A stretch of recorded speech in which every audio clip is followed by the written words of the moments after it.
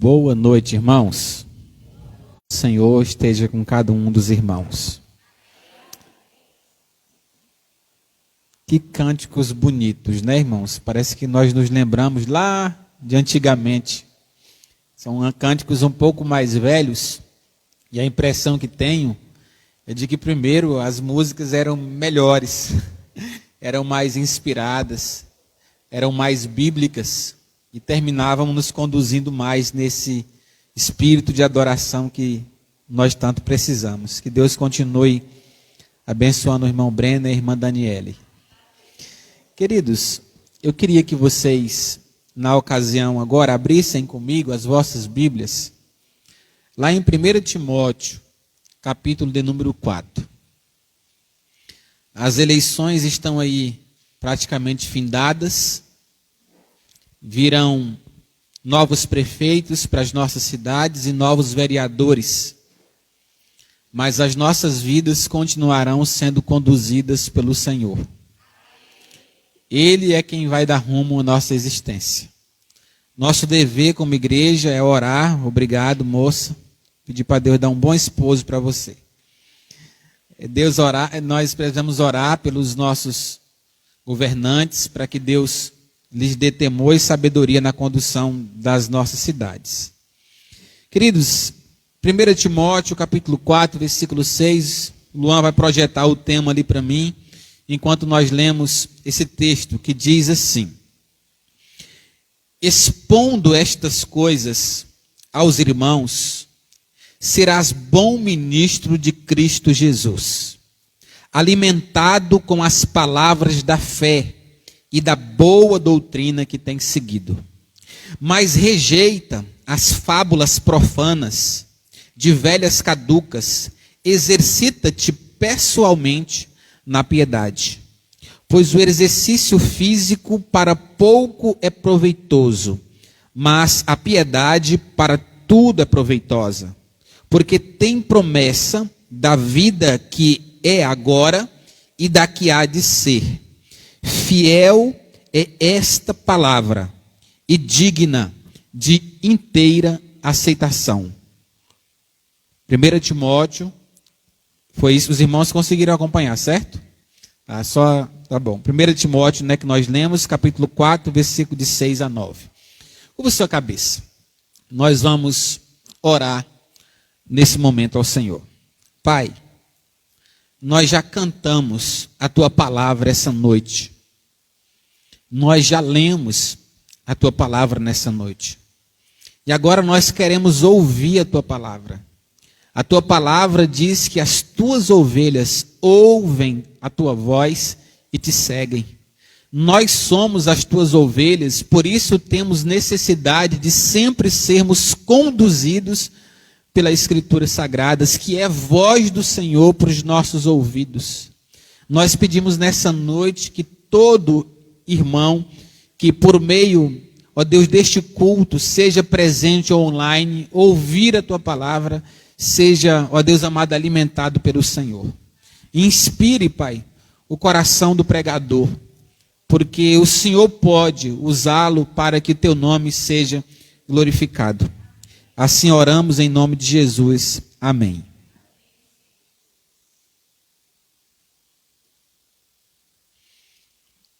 Vai dar certo, irmão Luan?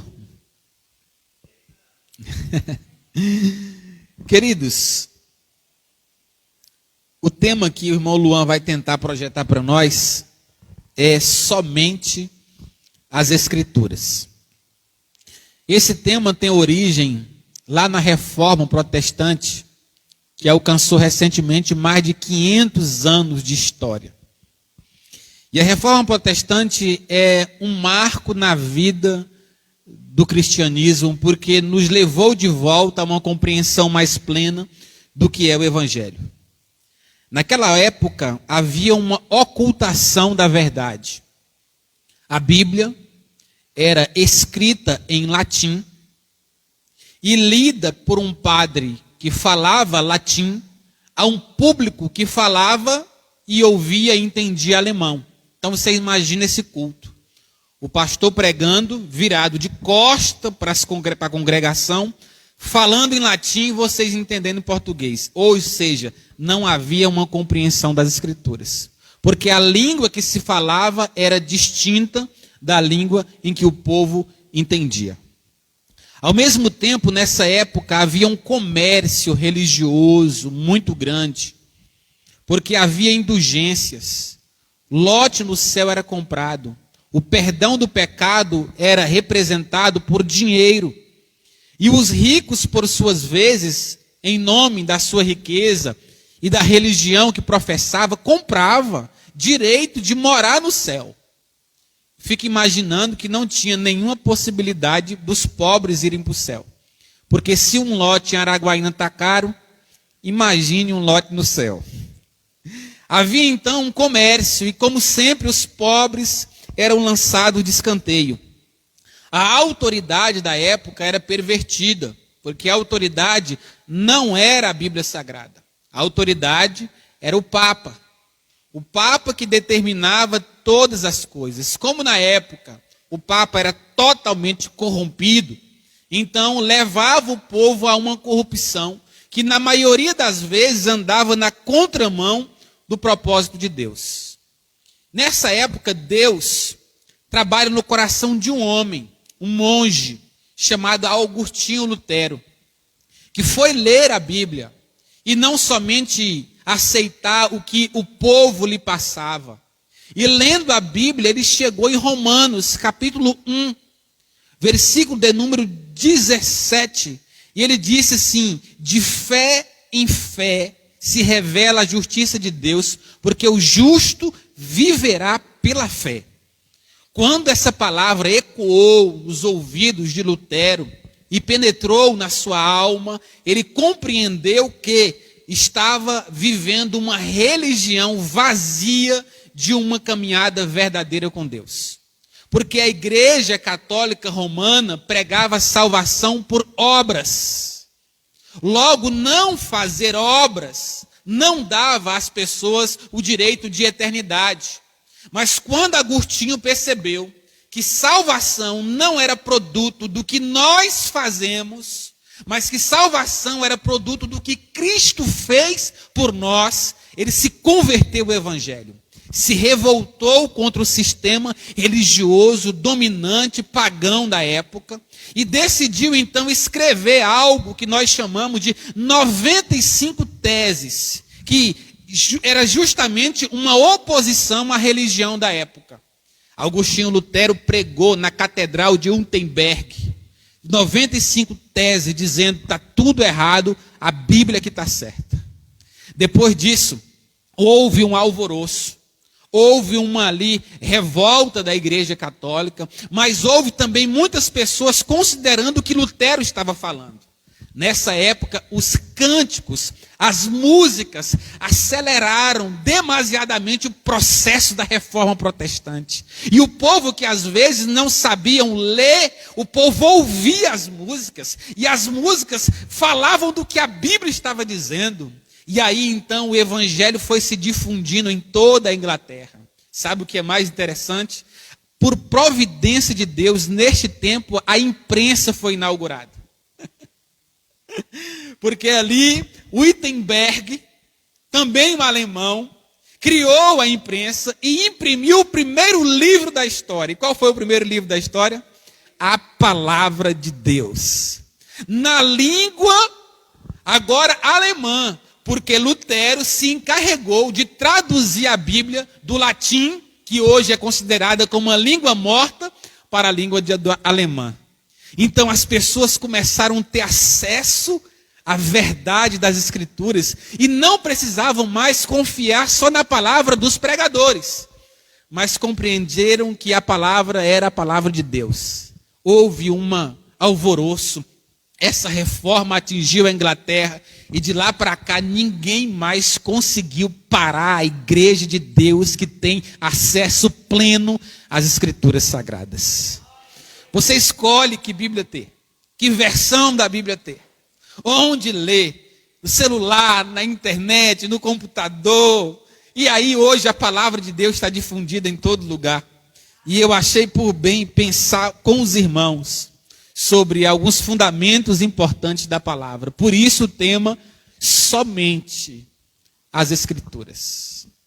O texto, versículo 6, Paulo começa dizendo: expondo estas coisas aos irmãos, será bom ministro de Cristo, alimentado com as palavras da fé e da boa doutrina que tem seguido. O apóstolo Paulo traz para Timóteo, em primeira instância, uma receita de como Timóteo poderia ser um bom ministro. Perceba que ele diz: expondo estas coisas aos irmãos, serás um bom ministro. E você percebe que ser bom ministro está totalmente arrolado com o compromisso do obreiro com as Escrituras Sagradas, porque você tem que expor a palavra.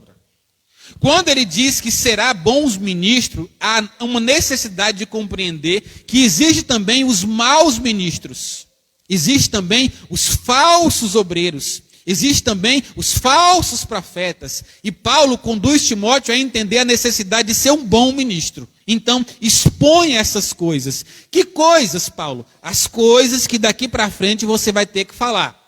Então, Paulo diz: alimentado da boa palavra, da fé e da doutrina. Primeira compreensão que Paulo traz para nós hoje, que a Bíblia, ela é alimento.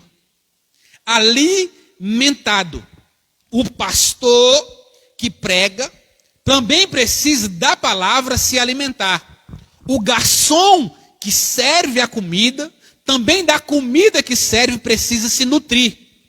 Paulo disse que os pregadores são dispenseiros. Dispenseiros são aqueles que guardam o depósito, o alimento. E quando eles vão ao púlpito, eles servem o alimento. Eles distribuem o alimento. Eles dão os alimentos para as pessoas que estão ali recebendo. Então, palavra é alimento. Alimentado da boa palavra que tem seguido. Paulo não está sozinho dentro desse entendimento. O apóstolo Pedro disse que, como crianças recém-nascidas, desejem o genuíno leite espiritual, para que por intermédio dele, ou para que por ele, lhe seja dado crescimento para a salvação. Ou a palavra alimento, né? O leite genuíno, o leite espiritual. Pedro compara a Bíblia como leite. O que é leite? Leite é alimento. Não é só alimento, é o alimento mais importante para uma criança recém-nascida em desenvolvimento. Que não somente dá a ela a capacidade de desenvolver-se adequadamente, mas como também imuniza a criança de algumas enfermidades. Criança que se alimenta até os 6 meses, tem mais saúde e se desenvolve melhor. Por que tantas igrejas hoje não têm desenvolvimento? Porque falta o genuíno leite. Só que Jesus Cristo também disse que nem só de pão viverá o homem, mas de toda palavra que sai da boca de Deus. Tanto Paulo, quanto Pedro, quanto Cristo disse categoricamente que a palavra ela é alimento. E se a palavra é alimento, nós temos que compreender que alimento é vital, é de necessidade primária da vida humana, porque ninguém que fica sem se alimentar consegue sobreviver. Uma pessoa aguenta algum tempo sem alimento, mas não aguenta todo o tempo sem alimento. A ausência de alimento vai levar naturalmente o indivíduo ao óbito. Um crente que não se alimenta da palavra está morto espiritualmente. Uma igreja que não prioriza a palavra está morta espiritualmente. É possível nós encontrarmos reuniões cheias de pessoas em templos e ali não haver vida espiritual. Nos lembremos de Apocalipse, capítulo 3, versículo 1. Deus disse à igreja de Sardes: vocês têm a fama de que vive, mas na verdade estão mortos. Logo, nós não podemos, não existe nenhuma possibilidade de um crente viver sem se alimentar da palavra. Então, se hoje você é alguém que não tem hábito de ir às Escrituras, de ler a palavra, e se contenta somente a vir aos cultos, é possível que não haja vida espiritual em você. Porque nós não conseguimos viver sem a palavra. Ao mesmo tempo, temos que compreender que nós não somente temos que nos alimentar, mas temos uma alimentação sistemática, perene. Os nutricionistas afirmam que uma pessoa que tenha saúde e condições de desenvolvimento pleno tem que se alimentar entre 3 e 6 vezes por dia. Entre 3 e 6 vezes por dia. Por isso o Salmos 1 disse que nós devemos meditar na palavra de dia e de noite. O tempo inteiro nós temos que ser alimentados. O que é importante entender? Primeiro, o objetivo da leitura diária da Bíblia não é para que você domine a palavra de Deus, mas para que a palavra de Deus domine você. Isso daqui é de vital entendimento, de vital necessidade. O objetivo da palavra, da leitura, não é para que você domine a Bíblia. Eu conheço a Bíblia. Eu sei o que está escrito. Antes do pastor começar a ler, eu sei o texto de cor. Eu sei onde é que está isso. O plano de salvação eu domino. Eu domino as Escrituras. Não, o objetivo não é esse. O objetivo é que você seja dominado por ela. A questão não é quanto de Bíblia eu sei. É quanto de Bíblia eu pratico. Não é quanto de Bíblia eu conheço. É quanto de Bíblia eu obedeço. Não é quanto de Bíblia eu domino, é o quanto da Bíblia domina a minha vida. É quando os meus padrões de comportamento, as minhas escolhas, as minhas inclinações, as minhas decisões estão pautadas no que a Bíblia diz. Nós não podemos nos esquecer disso. John Piper disse que a perda de interesse na palavra de Deus é perda de interesse em Deus. A perda de interesse na palavra de Deus é a perda de interesse em Deus. Nós temos que compreender isso, irmãos. Você tem que ser alimentado diariamente, sistematicamente, para você não perder o seu interesse em Deus. Quem não tem tempo para a palavra, meus irmãos, não tem tempo para Deus. Em resumo. Ah, pastor, eu não estou lendo a Bíblia porque eu não tenho tempo. Mas eu amo tanto Jesus. Jesus é a razão da minha vida. A expressão por quem eu vivo. Imagine você querendo se casar com uma moça e você diz para ela, eu te amo, mas eu não tenho tempo para você. Imagine você gastando com a sua futura esposa o mesmo tempo que você gasta com as Escrituras Sagradas. Como é que seria a sua vida? Eu duvido se você se casaria. Então, primeira questão, queridos, Bíblia é alimento. Você está alimentado? Você hoje está nutrido? Qual é a sua condição hoje de nutrição? Perceba que Paulo diz o seguinte, alimentado da palavra da fé e da boa doutrina. Não é qualquer alimento, porque alimento errado pode ser tão prejudicial quanto a ausência de alimento. Tem muita gente que morre comendo. Sim, vai ao médico, mas diz, isso você não pode comer, porque senão você vai morrer. E ele morre como peixe. Morre pela boca. Tem muita gente morrendo por estar se alimentando de uma doutrina errada. Amém, irmãos? Segunda questão é, vamos ler juntos? 1, 2, 3 e...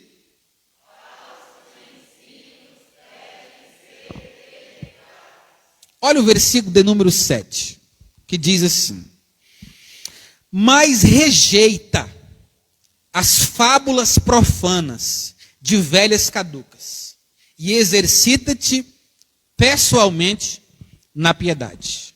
Mas rejeita a palavra. Rejeitar vem do termo grego parateiomai, que significa exatamente evitar ou repelir. O que deve ser evitado, pastor? Ou repelido? Paulo está dizendo, as fábulas. E o que é fábula, pastor? Fábula é mito, ou contos, histórias inverídicas. Em outras palavras, Paulo está nos ensinando a rejeitar a heresias. E o que é heresia, pastor? Heresia é um falso ensino. E o falso ensino, pregado por falsos pregadores, produz uma falsa igreja que nutre uma falsa esperança de eternidade. Porque estão despadronizados da presença de Deus. A ideia do apóstolo Paulo é essa. O pregador está falando, mas a palavra do pregador é uma, e a palavra de Deus é outra. Paulo está dizendo, rejeita a palavra do pregador. Porque a autoridade de uma igreja cristã não é o pregador, é a pregação. Não é a palavra do homem, é a palavra de Deus. Nós temos que tentar compreender essa realidade tão escassa. O pastor disse, e o que o pastor disse tem a ver com o que a Bíblia está ensinando? Por isso a necessidade de sermos bereanos. Atos 17. Enquanto Paulo pregava, a igreja examinava para saber se o que Paulo estava falando de fato tinha coerência com a palavra de Deus. E se não tiver coerência, nós devemos rejeitar. Rejeitar. Há uma necessidade, irmãos, relevante de compreender isso daqui. Onde a palavra de Deus não tem voz, nós não devemos ter ouvidos. Onde a palavra de Deus não tem voz, nós não devemos ter ouvidos. A ideia é muito clara. A ovelha ouve a minha voz, Jesus Cristo disse. O que é que não é voz de Deus? Tudo aquilo que anda na contramão das Escrituras Sagradas. Pode fazer cair fogo do céu. Pode ter muita gente chorando e se arrepiando. Pode ter muita gente chorando e se emocionando. Mas se não tiver palavra de Deus, diga-se de passagem, pode ser palavra de Satanás. Olha o que o texto está dizendo ali para nós. Leia comigo, vamos lá?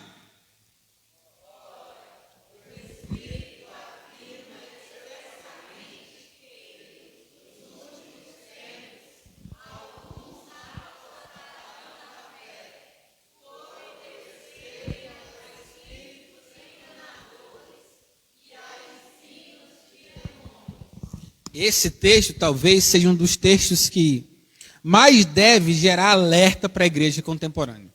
Está no contexto aqui, ó. Nós estamos pregando em 1 Timóteo capítulo 4, versículo 6 em diante. Mas isso daqui está no contexto, versículo 1. Faz parte do que Paulo vem argumentando com a igreja. E o apóstolo Paulo, primeiro, nos diz que o Espírito é o Espírito Santo. Está nos afirmando que nos últimos tempos as pessoas vão abandonar a fé. Em outras palavras, apostatar da fé. Isso é, deixar de andar com Deus. Pessoas que vieram, tiveram experiências com Deus e de repente viraram as costas para quem Deus é. Desviaram-se. Agora, por que eles vão se desviar? O texto diz, por obedecerem a espíritos enganadores. E o quê? Ensinos de demônios.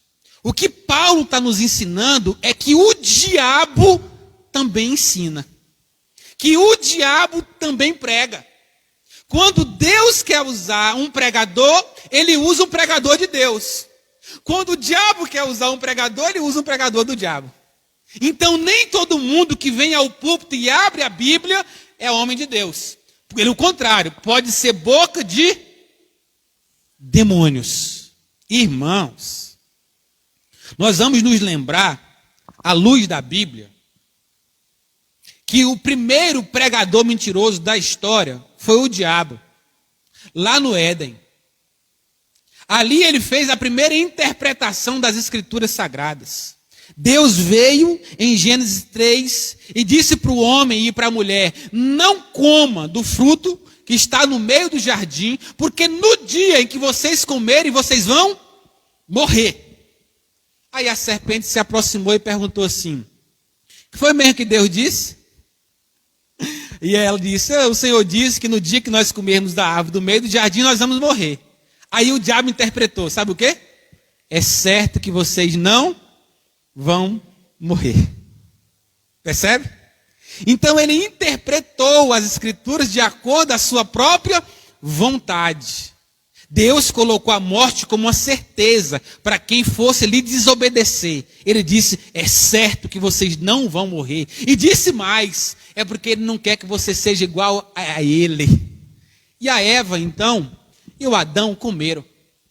E quando eles comeram e desobedeceram, sobre eles recaiu maldições e sofrimentos. Porque todo mundo que vive fora das escrituras sagradas vive sob maldição e sob sofrimento. Diz a Bíblia que a terra foi maldita e o homem que deveria e que comia do pomar livremente, agora tinha que plantar em uma terra amaldiçoada e comer do seu próprio rosto, do seu próprio suor. A mulher que já ia sofrer as dores do parto, teve as suas dores de parto intensificadas, trouxe sofrimento. Você percebe que o primeiro Adão não rejeitou um falso ensino. Mas lá no Éden, na tentação de Jesus, o diabo usou a mesma estratégia para Jesus. Ele pegou a Bíblia, tirou a Bíblia do contexto e tentou iludir Jesus Cristo. Jesus Cristo disse o quê? A sua interpretação está errada, porque está escrito. Eu conheço a Bíblia. Nem só de pão viverá o homem, mas de toda palavra que sai da boca de Deus. Jesus conhecia a Bíblia, rejeitou o falso ensino que o diabo tentou colocá-lo. O primeiro Adão aceitou o falso ensino e caiu. O segundo Adão rejeitou o falso ensino e se reergueu para se tornar salvador do mundo inteiro. Esse foi Jesus. Por que isso é importante, pastor? Porque agora, recentemente, nós fomos atacados, a Bíblia foi atacada, por intermédio de um grande teólogo da nossa nação, dizendo que a Bíblia é insuficiente. Dizendo que a Bíblia precisa ser atualizada. Dizendo que a igreja tem que parar de condenar o que é pecado. E aceitar o pecado dentro da igreja. Ok, muita gente batendo palma para o teólogo liberal, dizendo: tá vendo? Esses pastores são retrógrados, esses pastores precisam se atualizar, porque esse teólogo é que está com a verdade. E eu te digo, a Bíblia disse que homossexualismo é pecado, sim ou não? A Bíblia disse que os homossexuais vão para o inferno, sim ou não, se não se converterem? Sim, mas disse que o mentiroso também vai, que o assassino também vai, que o caluniador também vai. A Bíblia dá nome para pecado, e homossexualidade, à luz das escrituras sagradas, é pecado. Nós vamos amar os homossexuais, em nome de Jesus, mas nós vamos abominar o homossexualismo, porque é obra da carne, e Deus diz que é pecado. Aqui é a diferença. É verdade que na nossa nação, tem muitos pregadores que canalizam seus púlpitos contra os homossexuais, é verdade.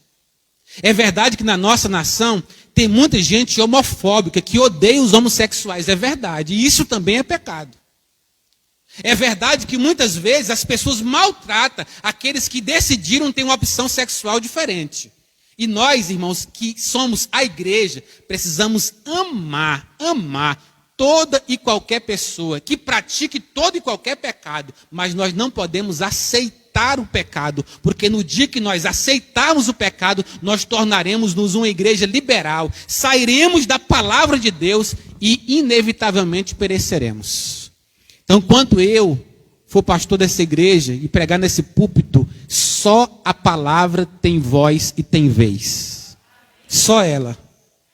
Pode vir quem for, pode ensinar quem for, pode ser o teólogo famoso que for. Se não tiver coerência, eu vou ficar com as escrituras, porque Jesus Cristo disse que nós seremos julgados pela palavra.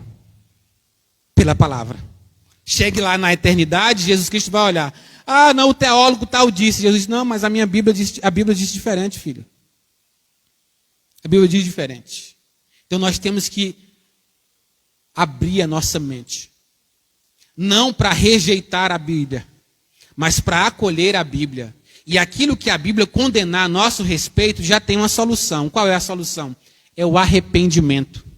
Porque se nós nos arrependermos, Jesus Cristo nos perdoará e o sangue de Jesus, seu Filho, nos purificará de todo pecado. E não importa o quão grande ele seja, do ponto de vista social, há perdão para todos os nossos pecados. Percebe? Conhecereis a verdade, se eu não pregar a verdade? E se nós não pregarmos a verdade? E se nós omitirmos a verdade para sermos socialmente aceitos? Percebe? Não, irmãos, nós somos o povo da palavra. Nós somos o povo do amor, porque somos o povo da palavra e amamos da forma correta. Amamos dizendo para a pessoa, esse caminho é um caminho que te conduzirá ao abismo. Mas se você quiser sair dele, Jesus Cristo já preparou outro caminho para você. Versículo 8 diz, pois o exercício físico para pouco é proveitoso, mas a palavra para tudo é proveitosa. A piedade. Porque tem promessa de vida que é agora e da vida que há de ser. Então agora Paulo nos convida ao exercício da piedade. Piedade pode ser interpretada como uma vida santificada. Alguém que vive à luz do que Deus quer. Então o exercício físico é pouco proveitoso. Perceba que Paulo não está dizendo que nós não temos que cuidar do corpo. Nessa mesma carta, no capítulo 5, ele vai conduzir Timóteo a cuidar do corpo. E tratar do corpo. Tem muita gente dentro da igreja que não cuida do corpo. Porque acha que o corpo não necessita de cuidado. Então, come mal, dorme mal, ok? Não faz um exercício físico, é sedentário. Não é isso que Paulo está dizendo. O exercício físico é pouco proveitoso comparado com o exercício espiritual. Por quê? Porque o exercício espiritual tem promessa. Para duas esferas da nossa existência. Para a vida que é agora. Agora. Quem obedece à Bíblia já é abençoado agora. Hoje. Nesse momento, ninguém perde se submetendo às Escrituras. Ok? Mas também tem promessa para a vida que há de ser. Qual é a vida que há de ser? Eternidade. Nos lembremos de Pedro, quando Jesus Cristo repudiou a ação do jovem rico e disse que quão dificilmente entrará os ricos no reino dos céus. Aí Pedro disse assim para Jesus, Senhor, e nós que deixamos tudo e te seguimos, ou seja, te obedecemos. Aí Jesus Cristo disse para Pedro assim, não há ninguém que tenha deixado pai, mãe, filhos, filhas, campo, neste mundo, que não receba neste mundo 100 vezes mais neste mundo e no mundo por vir a vida eterna. Percebe? Promessa para as duas esferas da nossa existência. Hoje, irmãos, nos submeter à Bíblia é sermos abençoados pelo Senhor. Quem obedece à Bíblia namora bem. Quem obedece à Bíblia casa bem. Quem obedece à Bíblia cria os filhos bem. Quem obedece à Bíblia evita más companhias. Quem obedece à Bíblia faz escolhas mais sensatas. Ou seja, quem obedece à Bíblia é mais abençoado. Por isso agora. Mas na vida eterna, a vida por vir, nós temos outra realidade. E quando nós chegarmos lá, nós vamos olhar para as bênçãos terrenas como quase que inexistentes diante do tão bom que vai ser o céu. Sim, queridos, nem olhos viram, nem ouvidos ouviram, nem jamais penetrou no coração humano o que Deus tem preparado para aqueles que o amam. Lá vai ser melhor. Só que aí eu chego então na terceira lição do texto. Vamos lá? 1, 2, 3 e...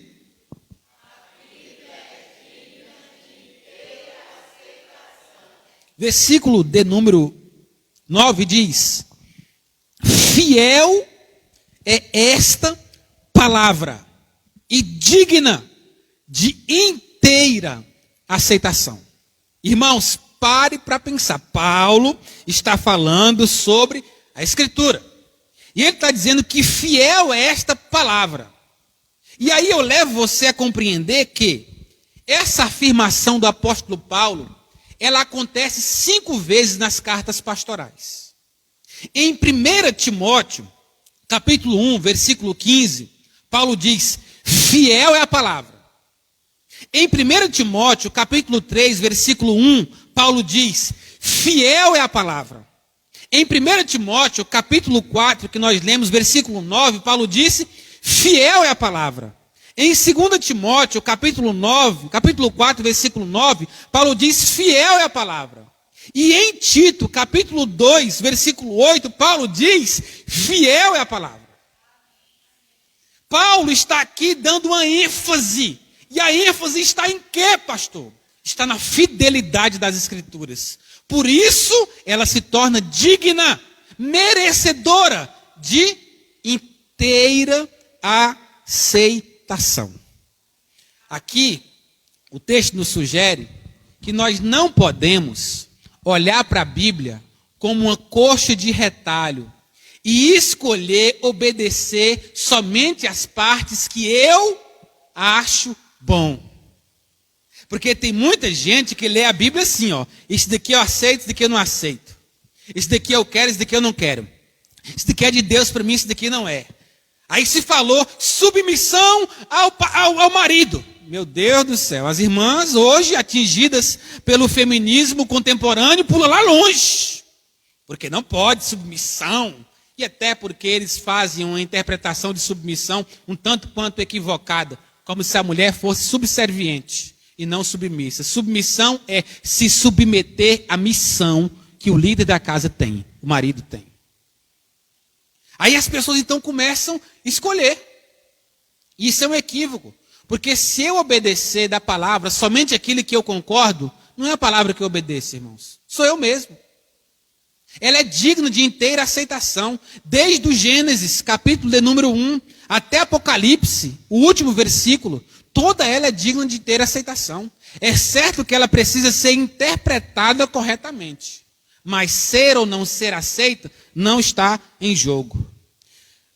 John MacArthur disse que Satanás continua com seus esforços para fazer com que o pecado seja menos ofensivo, que o céu seja menos atraente, o inferno seja menos terrível e o evangelho seja menos urgente.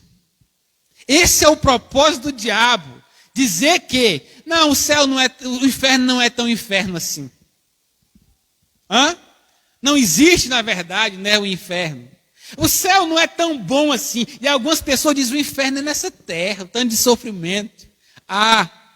Se nós tivermos o desprazer de chegar no inferno, nós vamos perceber que o sofrimento desse tempo não foi nada comparado com aquilo que vai ter lá. O inferno é terrível, irmãos. É comparado como um lago que arde com fogo e enxofre, como uma prisão da onde ninguém escapa.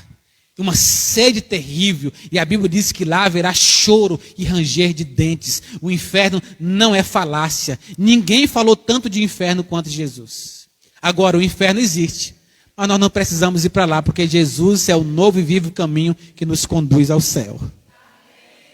Percebe? Então, nós precisamos compreender isso. Por que que a Bíblia tem que ser aceita? Vamos ler o texto que a Daniela leu? Vamos lá?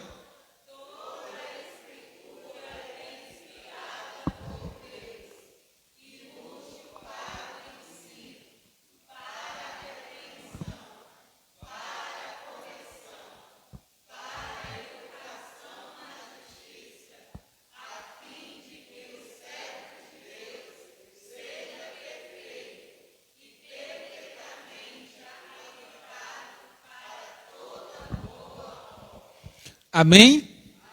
Por que que a Bíblia é digna de inteira aceitação? Aí Paulo vai responder. Porque toda a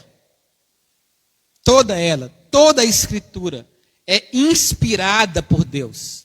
Percebe que Paulo não disse que foi uma parte das Escrituras. Foi toda a Escritura. Segundo Russell Shedd, ele disse que toda a Escritura é uma referência a os 66 livros da Bíblia, os 39 livros do Velho Testamento e os 27 livros do Novo Testamento. Esse toda a Escritura é uma referência aos 1189 capítulos da Bíblia Sagrada. O toda a Escritura é uma referência aos 31.102 versículos da Bíblia. Toda ela, divinamente, ela é inspirada por Deus. Por isso ela é útil. Por isso toda ela é para o nosso bem, porque ela é útil para nos ensinar. A Bíblia ensina. Diga que vocês não estão aprendendo agora. Estão aprendendo. A Bíblia, ela é boa para repreensão.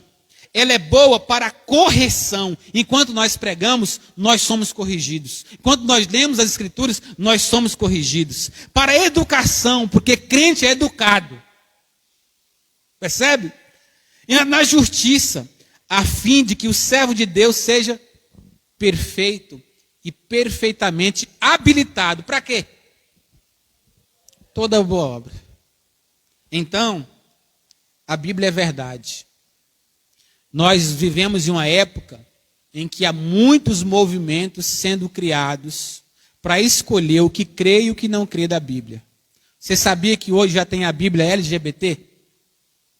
Você sabe o que é a Bíblia LGBT? É uma Bíblia. Só que tiraram das Escrituras as partes que dizem que o homossexualismo é pecado. O que eles disseram? Nós não aceitamos toda a Bíblia. O que nos ofende, nós tiramos. Você sabe que existe hoje a Bíblia feminista no mundo já? Sabe o que é a Bíblia feminista? A Bíblia feminista é uma versão da Bíblia que tira todos os textos que eles consideram textos que são contra as mulheres ou textos machistas. Por exemplo, Deus não é mais Deus. Ou Deus não é homem, não é masculino. Ele pode ser uma mulher. O Jesus que veio da Bíblia, que a Bíblia diz que é o menino, não é mais menino. Porque é uma preferência de gênero. O menino não, é uma criança. Porque criança pode ser homem ou pode ser mulher. Todos os textos que eles consideram ofensivos, eles tiraram das Escrituras Sagradas. Porque não entenderam que a Bíblia é digna de inteira aceitação. Agora imaginemos que amanhã os políticos corruptos digam assim: eu não concordo que a Bíblia diga que corrupção é pecado. O que nós vamos fazer? Vamos criar uma Bíblia dentro da nossa própria realidade e nós vamos tirar essa palavra de lá que diz que ser corrupto é errado. Aí você imagina que os adúlteros que querem ter caso fora extraconjugal diga: eu não aceito mais que o povo me chame de adúltero e diga que adultério é pecado. O que eles vão fazer? Criar uma Bíblia e tirar a palavra adultério. Aí você imagina o jovem que quer ter sexo antes do casamento, vai tirar a palavra fornicação, impureza. E o que vai sobrar? Sabe o que vai sobrar? O Senhor é meu pastor e nada me faltará. Ou seja, nós não vamos ter mais uma Bíblia. Porque a ideia da Bíblia não é que o homem mude a Bíblia para que a Bíblia se adapte a ele. É que o homem se mude a partir do arrependimento para que viva um padrão de vida baseado nas Escrituras Sagradas. Isso é o propósito de Deus para nós. Logo, nós temos que compreender que ou nós aceitamos que a Bíblia é verdadeiramente nossa regra de fé e prática, ou paramos de afirmar que somos discípulos de Jesus. Ou nós aceitamos que a Bíblia é nossa fonte de fé e prática, ou nós temos que parar de afirmar que somos discípulos de Jesus. Porque tem muita gente dizendo assim, ó, eu não sigo a Bíblia, eu sigo a Jesus. Hã? Já viu essa? E eu falo, como é possível seguir Jesus sem seguir a Bíblia? Se a Bíblia que fala de Jesus, se a Bíblia ela é cristocêntrica, se a Bíblia que nos mostra a forma de obedecermos a Jesus, se Jesus é a palavra, porque ele é o verbo, é impossível.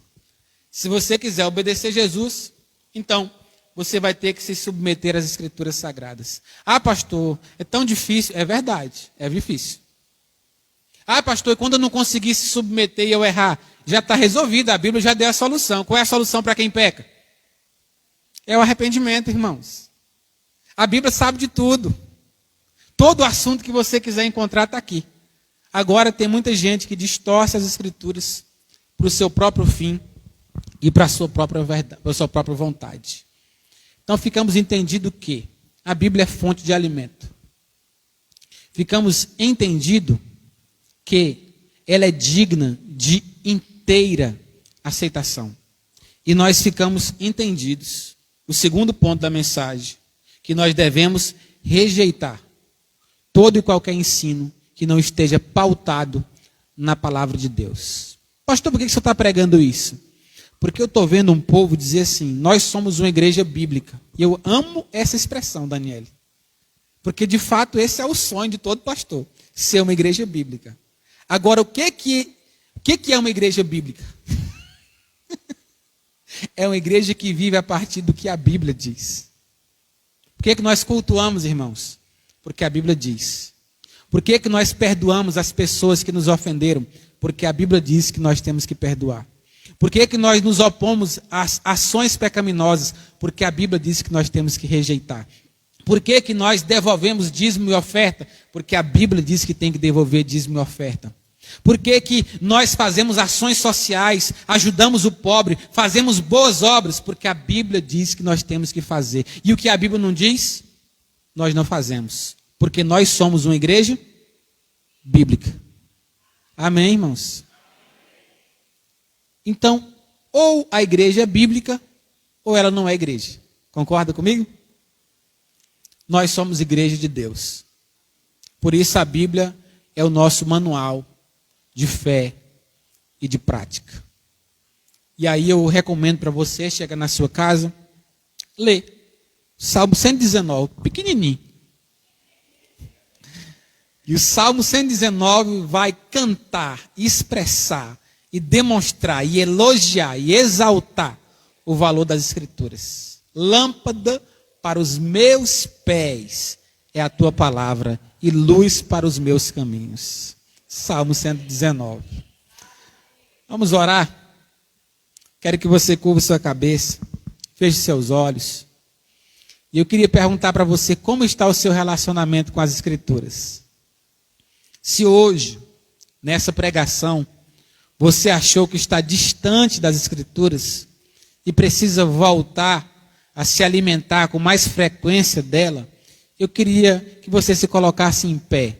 Eu quero orar por você. A palavra de Deus é necessária em nossas vidas. Quero orar por você, se você entender que está longe das Escrituras e que precisa se aproximar dela. Deus abençoe a senhora. Deus abençoe, irmão. Deus abençoe, querido. Deus abençoe. Deus abençoe. Deus abençoe. Deus abençoe. Deus abençoe. Deus abençoe. Deus abençoe. Que Deus abençoe. Ore ao Senhor. Pai, nós estamos aqui na tua casa essa noite. Ouvimos, Pai, uma pregação doutrinária. Não é aquela pregação que nos dá arrepio na coluna, mas é uma pregação que nos conscientiza de como nós devemos viver diante do Senhor. É uma pregação que nos ensina a importância das Escrituras Sagradas em nossas vidas. Deus, não existe igreja sem palavra. Na verdade, não existiria mundo sem palavra, visto que o mundo foi feito pela palavra do teu poder. O Senhor é que sustenta todas as coisas com a tua palavra. E nós queremos pedir ao Senhor que nós sejamos habitados pela tua palavra. Se talvez aqui nessa noite tiver, como eu sei que tem, irmãos longe das Escrituras, longe da devocional, longe do meditar da palavra, eu rogo para que nessa noite eles façam um compromisso com o Senhor, de se voltarem para suas casas e compreenderem que não dá para viver longe da palavra de Deus. Ela é necessária e nós te agradecemos porque hoje ela está disponível para nós. Eu posso ler Bíblia sem gastar nem um centavo, Pai. Os nossos antepassados gastavam rios de dinheiro para ter acesso à palavra. Hoje ainda existem igrejas espalhadas no mundo que choram por ausência da palavra. E países onde a palavra é perseguida, onde os evangélicos são perseguidos e não têm acesso às Escrituras. Nós oramos por eles, mas agradecemos por nós, porque a palavra está diante das nossas vidas. E nós queremos pedir ao Senhor para nos ensinar a sermos uma igreja bíblica, que vive a palavra, que lê a palavra, que ama a palavra, que pregue a palavra e que experimente aquilo que a tua palavra tem nos prometido, vida abundante nessa terra. Seja conosco, que o amor de Deus, o nosso Pai, a graça do Senhor Jesus e as consolações do Espírito Santo esteja sobre a vida dessa igreja, em nome de Jesus. Amém.